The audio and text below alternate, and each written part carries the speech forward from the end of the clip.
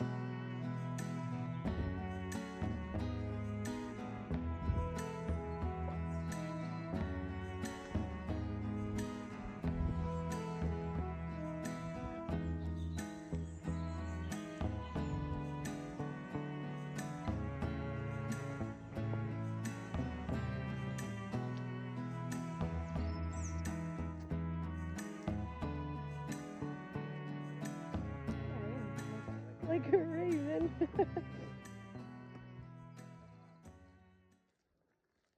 I'm trying to hype myself up to organize some things.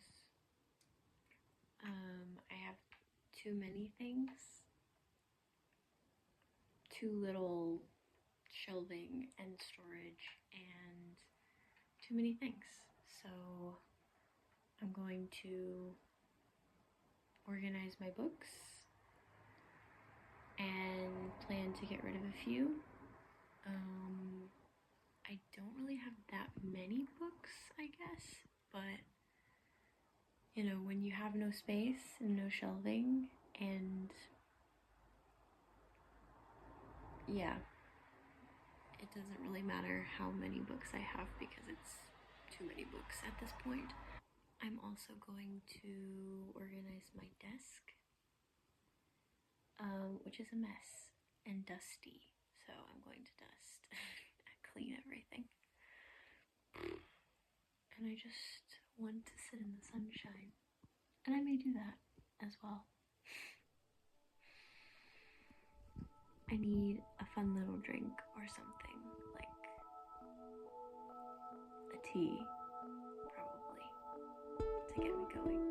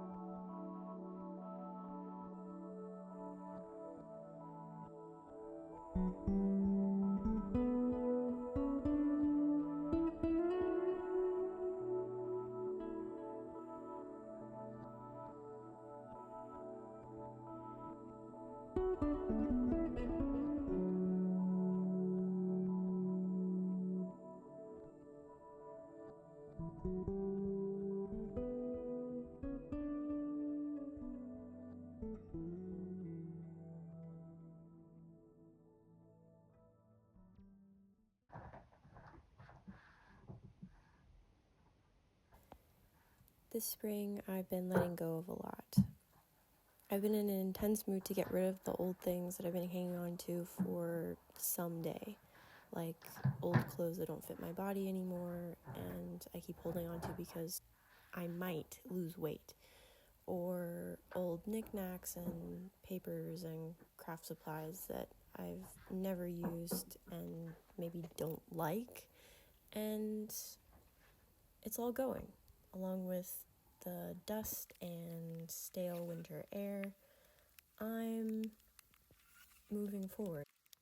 I'm decluttering, I'm reorganizing, I'm making everything beautiful again.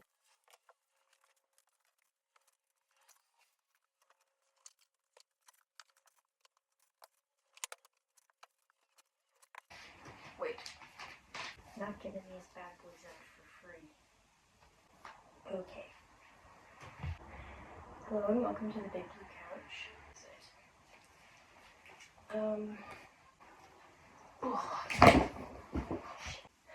So my big problem right now is I don't have shelves, or I don't have enough shelves for my things. Floor space is pretty limited in this place, but what you gonna do? For some reason in the spring, I always get the urge to go through the artist's way. I think it's probably like New Year, more sunlight, more energy. I have my qualms with the artist's way. It's not a perfect book, but it's an extremely good book nonetheless. And I'm excited to try it again. I've gone through it so I've attempted this project twice now, and I don't think I finished it ever. Maybe this will be the time that I actually finish, and then move on to the second one in the complete artist's way, which is walking in this world, and then finally finding water. My super religious family hated that I liked this book or had bought this book and was actually using it. I think because the representation of God within this book, or spirituality, because it is creativity as a spiritual practice. Yeah, they had problems with that as a concept because the idea of God in this spiritual practice, creativity as a spiritual practice, is not the fundamentalist evangelical Southern Baptist God. But now that I'm beyond all that, I can enjoy, beyond all that, whatever that means, I can enjoy Julia Cameron's wisdom. So, there you go. First on the list to get rid of are my old German textbooks. I passed the 100 hours German integration course, so I am integrated. This one is totally empty. This I just love the illustrations of. Just beautifully illustrated. I'm a big fan of, I have a small collection of illustrated books mainly for kids, because look at how fun. I just love it. I've got so much to look at. Books in Spanish, Borges, What is Buddhism?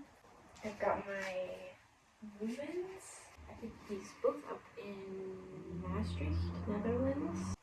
I need desperately a place to put my DVDs. I bought some DVDs and now I don't know what to do with them. I mean, I know what to do with them, but I don't have a place to put them. Anne of Green Gables.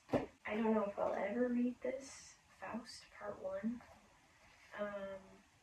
I feel like I can definitely get this from the library very easily, so I probably won't hang on to this copy. This is a coffee table book that I got for Axel before I left Florence to go back to the States to finish school. It's about the Arno River in Florence. Magazines. These are vintage I found in Florence, but they're in English, from England, and they all have the ads for cigarettes on the back, so very cool. I think I'm going to take a break and maybe if I find anything interesting, I will show that as I'm going through the stuff. But getting kind of tired of talking, so yeah, that's actually it.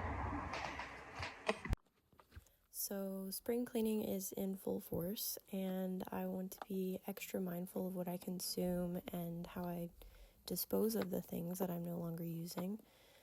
There's no perfect way to go about this process, but my thought process so far is that if I sell the old clothes, the person who buys them will hopefully value them, and I can know they're going to a new home that will hopefully value them. And for books, just about every neighborhood near us has a free book exchange, so that's an easy solution. For the clothes that I don't sell, I will donate, although I'm trying to find somewhere to donate the clothes that isn't going to just throw them away. Most secondhand stores throw away a lot of the things that they're donated, and so I want to avoid my clothes ending up in a landfill. I don't have that much stuff compared to some people. I gave up just about everything twice now, when I moved to Italy and then again to Germany.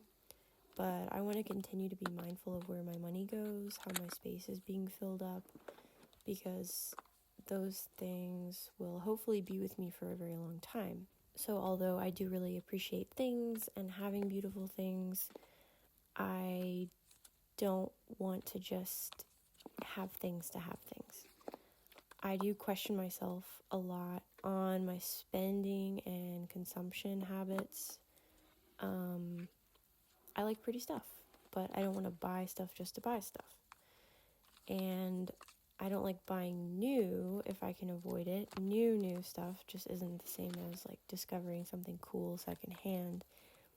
And I don't have a lot of disposable income, but I've recently allowed myself to be a little bit more indulgent in like the little things. I got a new teapot that I've been wanting for a while. I have been browsing the thrift store, the flea market every once in a while. However, I recognize that overconsumption is a symptom of something more insidious. I've been trying to cure my dopamine addiction by limiting social media use, and the dopamine addiction also comes from shopping. I find that when I'm having a bad day, I tend to scroll more on like not only social media but also like Vinted or Pinterest, and like anxiously searching for something to make me feel better and just to feel something, you know. But I guess like two things can be true at once. A beloved object can bring joy, while at the same time overconsumption and buying more stuff is absolutely a symptom and can be a problem. I'm beyond privileged that this is even like a concern for me, though like I'm working class. I think it's important to think about like where our money goes, even if we don't have like a ton of it. What things we buy and how we buy. I'm still learning the best way to go about this, of course. So what are your thoughts? And how do you stay mindful? If you collect things or if you have like aesthetic needs that you want to meet, let me know in the comments. Thanks as always for watching. If you enjoyed this video, please like and subscribe.